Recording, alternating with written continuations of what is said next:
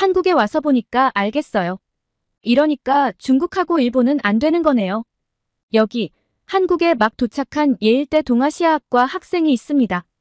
태어나 처음으로 한국을 방문한 뒤 한국과 중국, 일본의 엄청난 차이를 발견했다고 하는데요. 미국 예일대생이 발견한 동아시아 3국의 차이는 무엇일까요? 오늘의 사연 시작합니다. 안녕하세요. 예일대 동아시아학과 2학년 사라 윌슨입니다. 저는 최근 몇 개월 새 엄청난 고민에 빠져 있었습니다. 제 세부 전공 선택 때문인데요. 동아시아학과에 개설된 한국학, 일본학, 중국학 중 무엇을 선택할지 결정을 해야 하거든요. 사실 제가 동아시아 문화에 관심을 가진 건 어머니 덕분이에요. 어머니께서 일본계 미국인이라 어릴 때부터 동아시아 문화에 관심이 많았죠.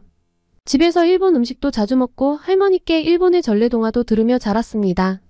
그래서 제게는 일본의 문화가 가장 익숙해요. 그런데 고등학생 때부터 K-팝과 한국 드라마에 빠지기 시작했습니다.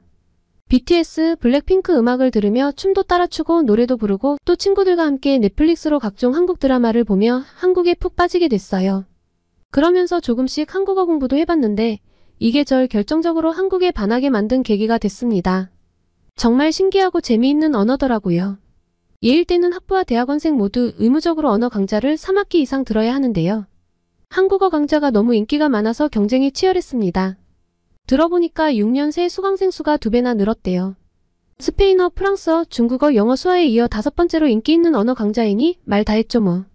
저도 필사적으로 노력해서 겨우 수강 신청에 성공했는데 정말 후회가 없었어요. 한국어를 배우면 배울수록 그 과학적인 구조와 아름다운 소리, 그리고 독특한 모양새에 빠지게 되더라고요. 게다가 한글이 발명된 글자라니 정말 특별한 걸 배운다는 차별성도 좀 느껴졌어요. 다른 나라 글자들은 그림에서 시작해서 점차 진화했다는데 한글은 15세기에 만들어진 것이고 게다가 만든 사람이 세종대왕이라는 점도 감탄할 수밖에 없었어요. 왕이 백성들을 위해 직접 만들고 내가 백성들을 위해 만들었다는 걸 글자를 배우기 위한 책에 써놓았다니. 이게 얼마나 멋지게 느껴졌는지 모릅니다.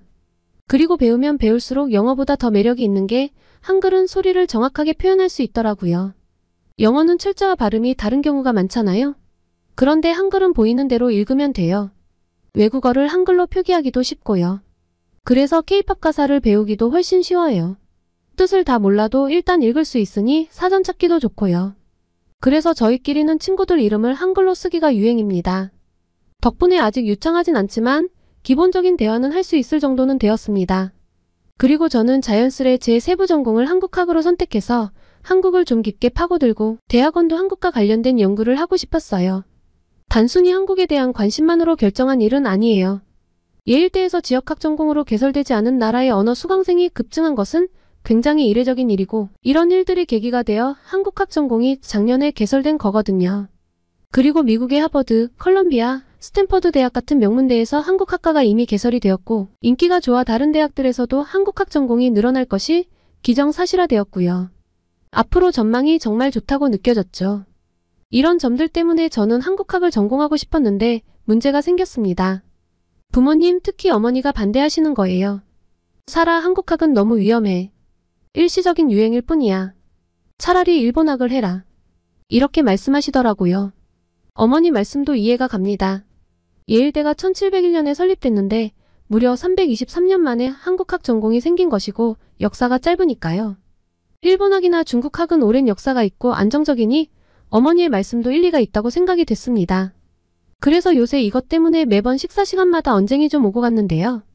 이것저것 다 귀찮아 인구가 많은 중국학을 전공할까도 고민을 하기도 했습니다. 그러던 중에 교수님께서 좋은 제안을 해주셨습니다. 개인적으로는 한국학을 추천하고 싶지만 부모님 의견도 존중을 해야 하고 너의 의사도 중요하니 직접 중국, 일본, 한국을 방문해보고 판단하라고요. 제가 일본에 몇 번 갔던 것 외엔 중국과 한국을 가본 적이 없으니 직접 가서 보면 마음이 움직이는 나라가 있을 거라고 해주셨죠.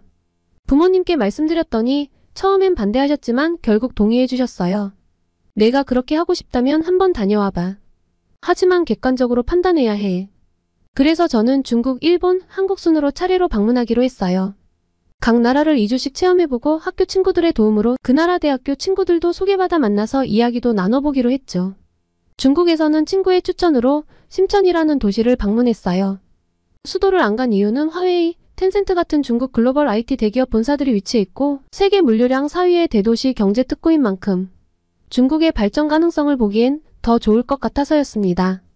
친구 말로는 현대적이고 첨단 기술이 발달해서 중국의 고속 성장을 확인할 수 있는 도시이고 여행하기도 편할 거라고 했죠. 중국이지만 중국스럽지 않은 도시라고도 하던데 정말로 전 도착하자마자 깜짝 놀랐어요. 고층 빌딩들이 하늘을 찌르듯 쏟아있고 거리 곳곳에 첨단 기술이 넘쳐났거든요. 제가 일반적으로 알고 있던 중국의 느낌은 아니었고 마치 미래 도시에 온 것 같았죠. 그런데 이 느낌은 오래가지 못했습니다. 편의점에 들어갔다가 도시의 첫인상과는 전혀 다른 의미로 놀랐거든요. 줄서기 문화가 거의 없더라고요. 계산대 앞에서 사람들이 서로 밀치고 앞서려고 하는 거예요. 제가 얌전히 서 있다간 영영 물건을 살 수 없을 것 같았어요. 어쩔 수 없이 저도 그 무리에 끼어 밀치고 당기는 아수라장을 경험했죠. 지하철이나 버스를 탈 때도 마찬가지였어요. 문이 열리자마자 사람들이 우르르 몰려들어 타는 모습을 보고 당황했죠. 몸싸움을 하면서 타고 내려야 하니 기운이 쭉 빠졌습니다. 이런 모습들을 보면서 문화의 차이를 실감했어요. 겉보기가 좋다고 모든 면에서 앞서 있는 건 아니구나 하는 생각도 들었고요. 그래도 중국의 모든 면이 부정적인 건 아니었어요. 심천의 깨끗한 거리와 발달된 대중교통 시스템은 정말 인상적이었습니다. 특히 지하철은 정말 현대적이고 효율적으로 보였으니까요. 이용하는 사람들이 문제였지만요. 초반에 여행을 하며 느낀 이 알쏭달쏭함은 제 또래 대학생들을 만나면서 거대한 충격으로 바뀌었습니다. 예일대 친구의 소개로 가이드를 해줄 중국 대학생 친구를 만났는데요. 저는 평소 중국에 대해 궁금했던 점들을 물어보고 혹시 제가 잘못 알고 편견을 가지고 있었다면 고치고 싶다는 생각으로 각종 질문을 쏟아내기 시작했습니다. 혹시 중국에서는 종교의 자유가 없어? 중국의 기독교는 중국화를 시키려고 한다며? 그리고 정부 허가를 받아야 기독교 활동을 할 수 있다던데 왜 그런 거야? 공식적으로는 종교의 자유를 허용한다고 했는데 종교 지도자들을 체포하는 일도 있던데? 범법을 저지르지 않았는데도 말이야. 그럼 종교의 자유가 없는 거 아니야? 그러자 다른 학생이 대답했어요. 아냐, 우린 종교의 자유가 있어. 그리고 중국 정부는 좋은 정부야. 저는 이 로봇 같은 대답에 더 궁금해져서 물었어요. 하지만 내가 찾아보니 중국에서 종교 때문에 탄압받는 사람들이 많다던데 기독교 말고도 말이야. 그럼 좋은 정부라고 할 수 없지 않을까? 시진핑 주석을 비판하는 분위기는 영 불편한 거야? 그 학생은 고개를 저으며 말했습니다. 그건 중국을 잘 모르는 서방 언론의 과장일 뿐이야. 그런 일은 없어. 저는 조심스럽게 다시 물었어요. 이상하네. 공신력 있는 CNN이나 BBC에서 중국의 종교 탄압에 대해 여러 차례 보도했는데 그게 거짓일 리는 없잖아? 그리고 약 100만 명의 사람들이 종교 때문에 수용소에 갇혀 있다고 하던데. 그러자 그 학생은 약간 불편한 표정을 지으며 말했어요. 그게 무슨 소리야? 그런 일은 일어나지 않는다니까. 난 그런 걸 본 적이 없어. 중국은 평화로운 나라라고. 저는 더 설명하려 했어요. 알겠어. 내가 와보니 평화로워 보여. 그런데 내가 말하는 건 중국 사람들은 정부에 대해서 비판적인 의견을 내기 꺼려한다는 느낌이야. 정말로 정부에 대해 비판적인 의견을 말하면 불이익을 보는 거야? 그럼 중국의 표현의 자유는 없는 거네? 그러자 다른 학생이 끼어들었어요. 우리는 정부를 신뢰해. 정부가 하는 일에는 다 이유가 있지. 통제를 한다면 우리나라의 안전과 발전을 위해서지. 가이드를 맡아주기로 했던 친구가 조용히 제 팔을 잡아 끌고 귀에 속삭였습니다. 사라, 조심해. 여기서 이런 얘기하면 우리 모두 위험해질 수 있어. 저는 그 말에 깜짝 놀랐어요. 정말? 그냥 대화하는 것뿐인데 위험하다고? 리나는 고개를 끄덕이며 말했어요. 응, 중국에서는 이런 주제로 말하는 것 자체가 위험할 수 있어. 특히 외국인이 있을 때는 더. 이 경험은 제게 큰 충격이었어요. 단순히 정부에 대해 비판적인 의견을 말하는 것만으로도 위험해질 수 있다는 사실이 믿기지 않았거든요. 그 순간 저는 깨달았어요. 제가 생각했던 것보다 중국의 현실은 더 복잡하고 어렵구나. 인구가 많고 경제가 빠르게 성장하고 있지만 이런 식으로 자유가 제한된 사회에서는 진정한 발전이 어렵지 않을까 하는 생각이 들었죠. 그리고 저는 중국학을 전공으로 선택할 생각이 싹 사라졌습니다. 학문의 자유와 비판적 사고가 중요한 제게는 맞지 않는 환경이고 이런 나라라면 분명 성장의 한계도 명확하다고 느꼈거든요. 다음 여행지는 일본 도쿄였습니다. 가족들과 몇 번 방문했을 때와 달리 혼자 도착하니 느낌이 좀 새로웠어요. 직전이 중국이라 그런지 확실히 느낌이 달랐습니다. 지하철을 타는데 사람들은 질서 정연하게 움직이더라고요. 지하철에서는 아무도 큰 소리로 떠들지 않았고 줄 서는 문화가 철저히 지켜졌어요. 중국에서의 경험과 비교하니 너무나 다른 모습이었죠. 또 모든 것이 정확하고 깔끔하게 돌아가는 모습이 역시 인상적이었습니다. 지하철은 항상 정시에 도착하고 거리는 깨끗하게 유지되고 있었어요. 사람들은 조용히 줄을 서서 기다리고 공공장소에서 큰 소리로 떠들지 않았죠. 그런데 동시에 그 엄격한 규율 속에서 뭔가 생동감이 부족하다는 느낌도 들었어요. 특히 이번에는 제 또래 젊은이들의 모습을 유심히 지켜봤는데요. 보면서 많은 생각이 들었어요. 다들 예의 바르고 성실해 보였지만 동시에 뭔가에 억눌린 듯한 인상도 받았거든요. 이 느낌을 저는 일본 학생들과 직접 만나 풀어보고 싶었습니다.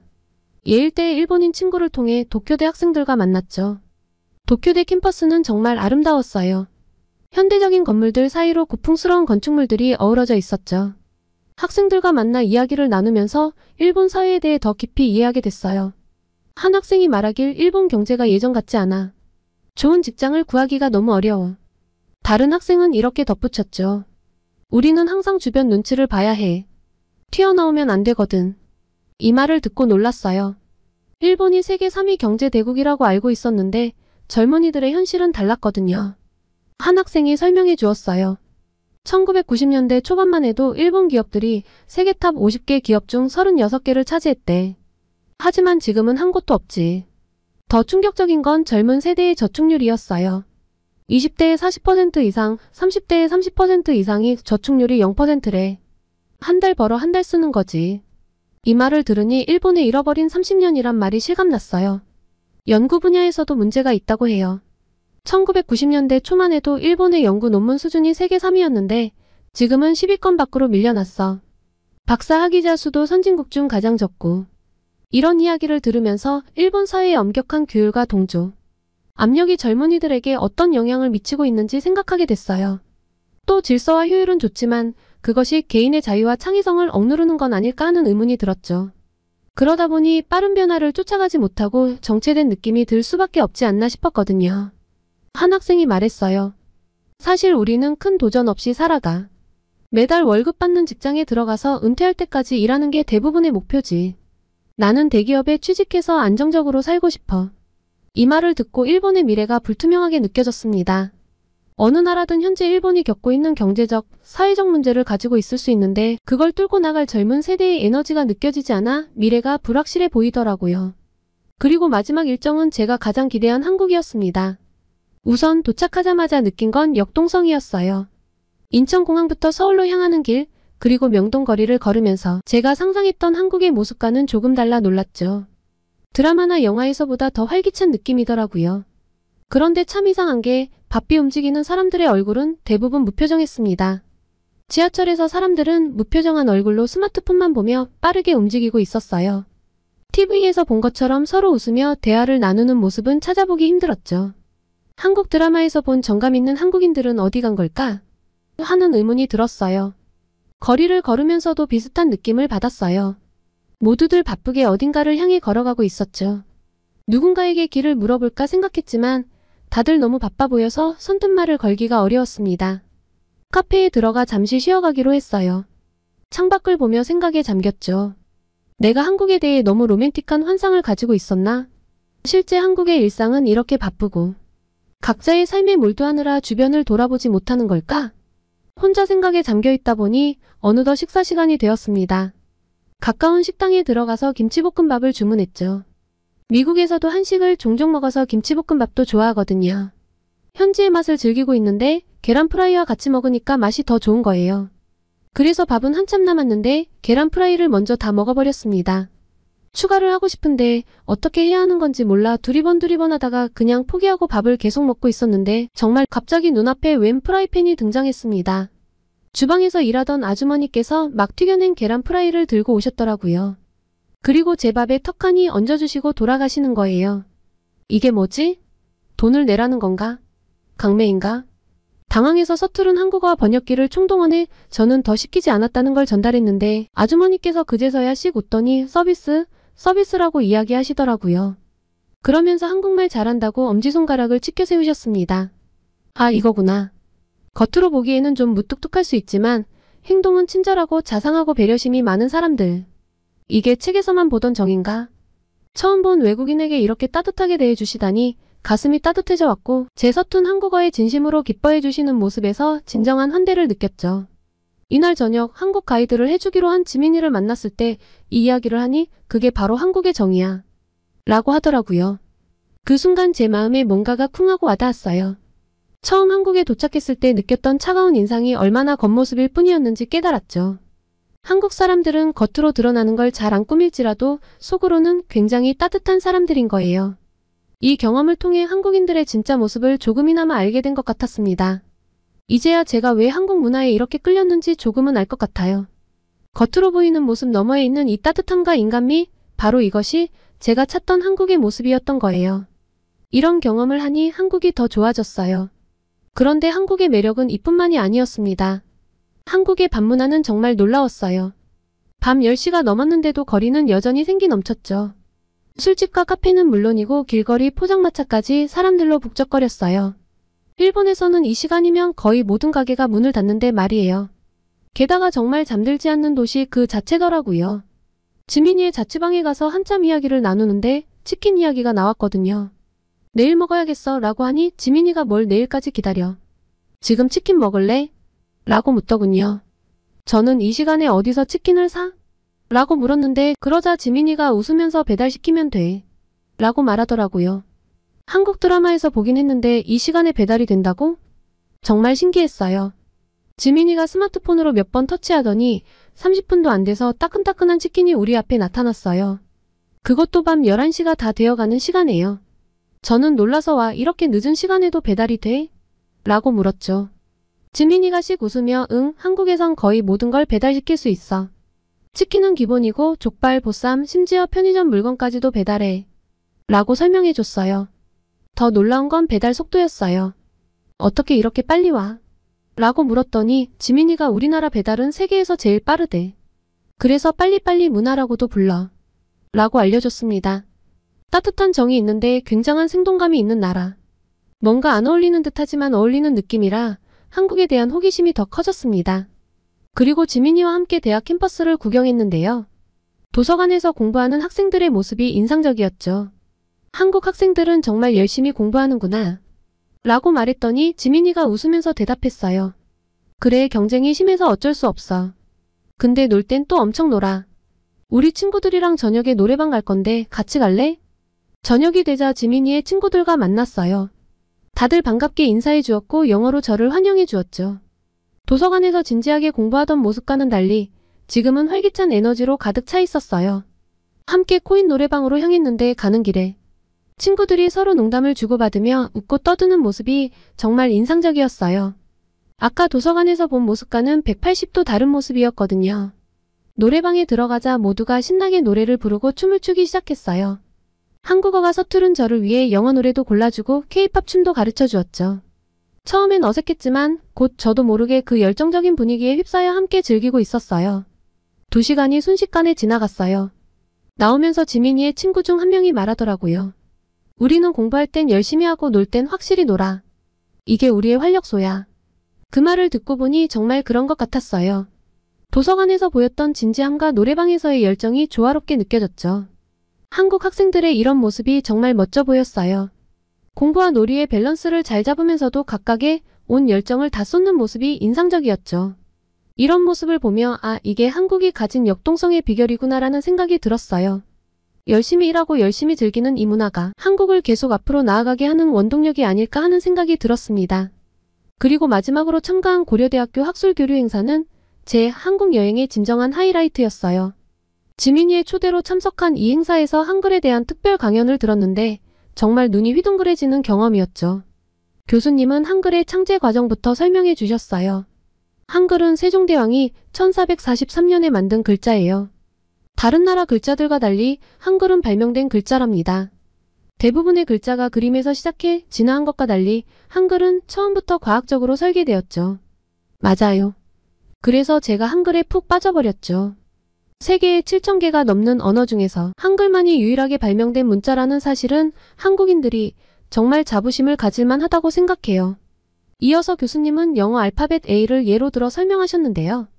A를 뒤집으면 소의 뿔 모양이 보이죠? 고대 이집트와 페니키아에서 알리프는 실제로 소를 의미했어요. 이 글자가 서쪽으로 가면서 소의 의미를 잃고 뒤집혀 라틴 알파벳 A가 되었죠. 반면 한글은 완전히 달랐어요. 강연자는 한글은 언어학에 관심 있던 왕이 그 나라 언어에 맞게 과학적으로 만든 유일한 문자예요. 자음의 모양은 우리 혀의 모양을 본떴어요. 소리를 내는 기관을 바탕으로 만들어진 거죠. 저는 감탄을 금치 못했어요. 글자 모양 자체에 발음 방법이 담겨 있다니 정말 과학적이고 창의적인 발상이라고 생각했죠. 또 하나 매력적이었던 건 한글이 한국어를 적는 데만 사용된다는 거예요.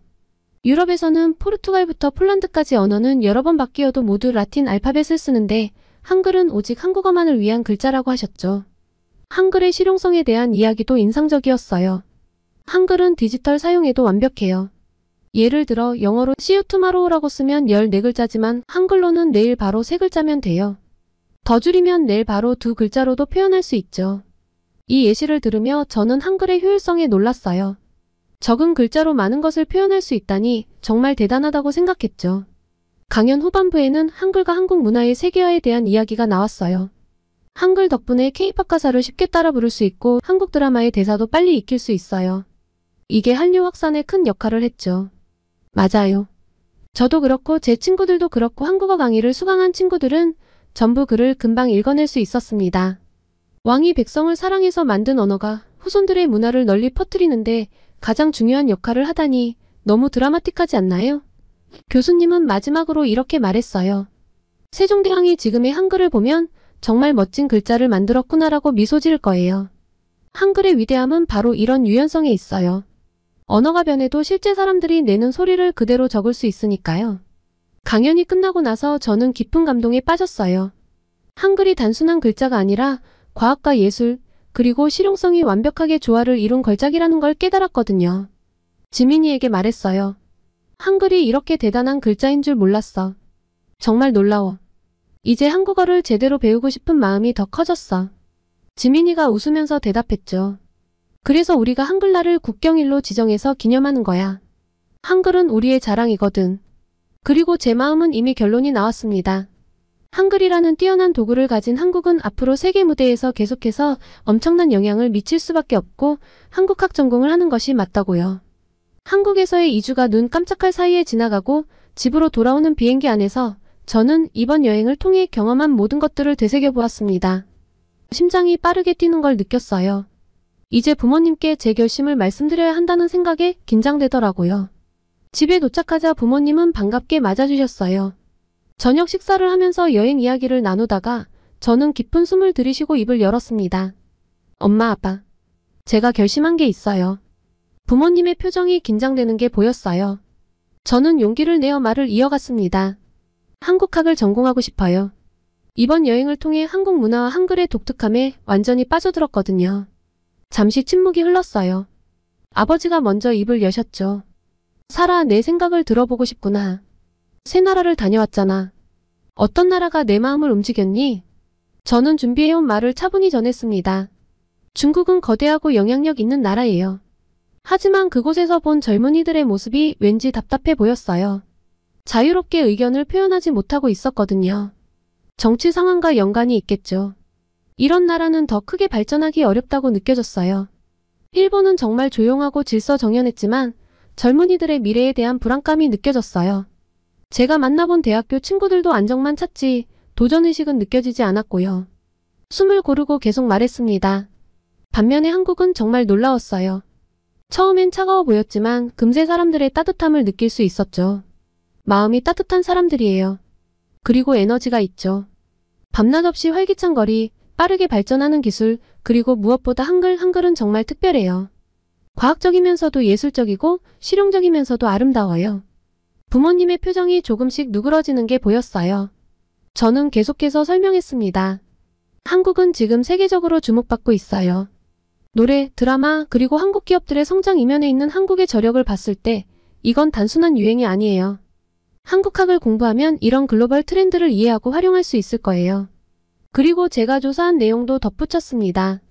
그리고 미국 주요 명문대 중에서 하버드, 컬럼비아, 스탠퍼드 대학에 이미 한국학과가 있고 예일대 관계자도 다른 미국 명문대에서도 한국학 개설이 늘어날 거라고 말했어요.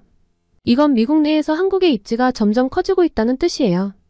부모님은 서로 눈빛을 주고받으셨어요. 그리고 아버지가 말씀하셨죠. 내가 그렇게 깊이 생각하고 결정했다면 우리도 내 선택을 존중하마. 내 열정이 식지 않길 바란다. 어머니도 따뜻하게 미소 지으셨어요. 내가 행복하다면 그게 가장 중요하단다. 우리가 할 수 있는 모든 지원을 아끼지 않을게. 부모님의 이해와 지지에 감사함을 느꼈어요. 이제 제 꿈을 향한 새로운 여정이 시작된다는 설렘으로 가슴이 뛰었습니다. 한국학을 통해 세계를 새로운 시각으로 바라볼 수 있게 될 거란 기대감에 부풀었죠. 그날 밤 저는 제 결정에 대해 인터넷 커뮤니티에 글을 올렸어요. 제 경험과 한국학을 선택한 이유를 자세히 설명했죠. 그리고 다음날 아침 놀라운 반응을 보게 됐어요. 수많은 댓글이 달렸는데 대부분이 저를 지지하고 응원하는 내용이었어요. 나도 비슷한 경험이 있어요.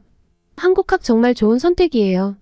한글의 과학성에 매료되어 한국어를 배우고 있어요. 정말 매력적인 언어예요. K-팝 팬으로 시작해서 이제는 한국 문화 전반에 관심이 생겼어요. 한국학 전공